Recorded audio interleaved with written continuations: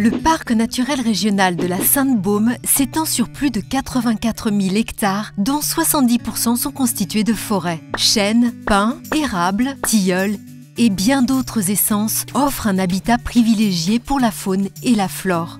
Saviez-vous que cette forêt remarquable n'a cessé de prendre de l'ampleur au cours des 70 dernières années? La reconquête du territoire par la forêt a été favorisée par le recul de l'agriculture et du pastoralisme.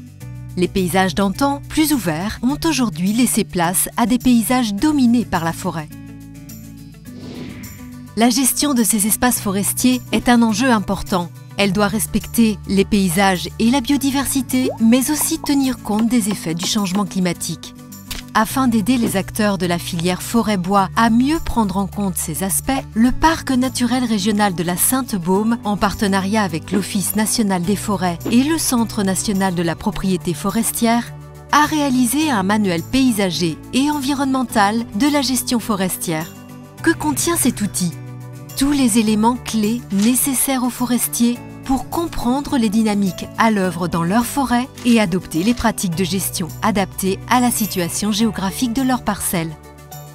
Ainsi, un gestionnaire forestier trouvera par exemple les bonnes pratiques suggérées pour la gestion des peuplements de pins, telles que marquer distinctement les arbres à récolter, ceux à valeur biologique, ceux qui seront abattus pour constituer des cloisonnements d'exploitation, effectuer des interventions fréquentes et légères.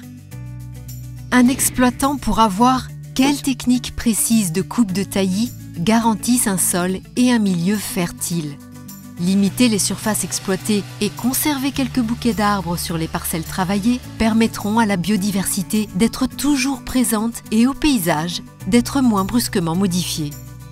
Les propriétaires peuvent eux aussi favoriser la fonctionnalité de précieux écosystèmes en stipulant dans leur contrat de vente de bois et de travaux forestiers quelques préconisations comme travailler les lisières forestières pour avoir une faune et une flore diversifiées, conserver les milieux ouverts et les zones humides, préserver les milieux rocheux et les gros arbres à cavité qui abritent toute une vie foisonnante.